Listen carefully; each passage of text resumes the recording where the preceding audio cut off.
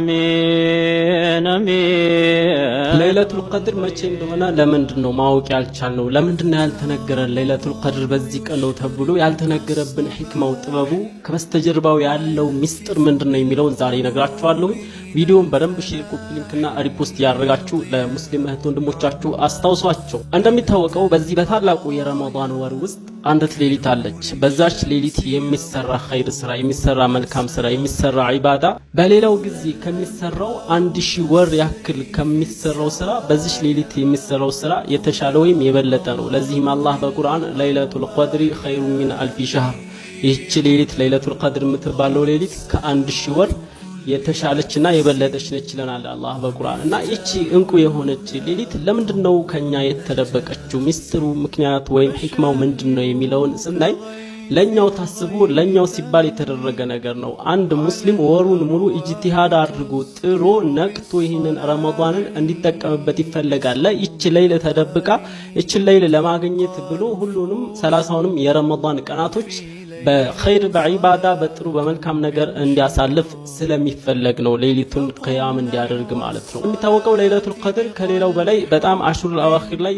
ትጠረጠራለች የመሆን እድሏ ቻንሷ ሰፊ ነው። ለይለቱል ቀድር በመጨረሻዎቹ የረመዳን 10 ቀናቶች ላይ ማለት ነው። ማለት ግን ከዚያ ውጭ ባለ ጊዜ አይሆንም ማለት አይደለም። በማንኛውም የረመዳን ቀናቶች ከረመዳን 1 ጀምሮ እስከ መጨረሻው ድረስ ሊሆን የሚችልበትም አጋጣሚ እንዳለ ጥቆማም መጥቶልናል። ስለዚህ ወሩን ሙሉ አንድ ሙስሊም ሰው ማለት ነው እችን ሌሊት ለማግኘት ሲል ጥሮ በደንብ ሌሊቱን ቂያም ማድረግ አለበት ማለት ነው።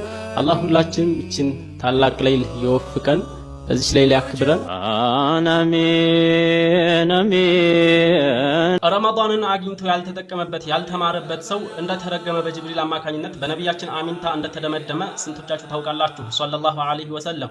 ይሄ ቪዲዮ እጅግ ለብዙሃኖቹ በደንብ ስለሚያስፈልግ በቻላችሁት አቅም መልካም ፈቃዳችሁ ከሆነ በደንብ ሼር፣ ኮፒ ሊንክና ሪፖስት አድርጉት። ኮሜንት ላይ ሶላዋት እያወራችሁ እስከ መጨረሻው ተከታተሉ። ከዕለታት አንድ ቀን የመላእክቶች ሁሉ አለቃ የሆነው ጅብሪል ዐለይሂ ሰላም ወደ ነቢያችን ሰለላሁ ዐለይሂ ወሰለም በመምጣት ሙሐመድ ሆይ በማለት እነኚህን 3 እርግማኖችን ይናገራል። ነቢያችንም አሚን ብለው ይቀበላሉ። ከነርሱ መካከል የመጀመሪያው ይህ ነው። እናትና አባቱን በሐያት አግኝቷቸው በእነርሱ ሳይጠቀም እነርሱን ሐቅ ተወጥቶ በእነርሱ ምክንያት ጀነት መግባት ሳይችል ቀርቶ እሳት የገባን ሰው አላህ ከረህመቱ ያርቀው ሲል ጅብሪል ዱዓ ያደርጋል። ከዚያም ቁል አሚን አሚን በል ሙሐመድ ሆይ ይላቸዋል።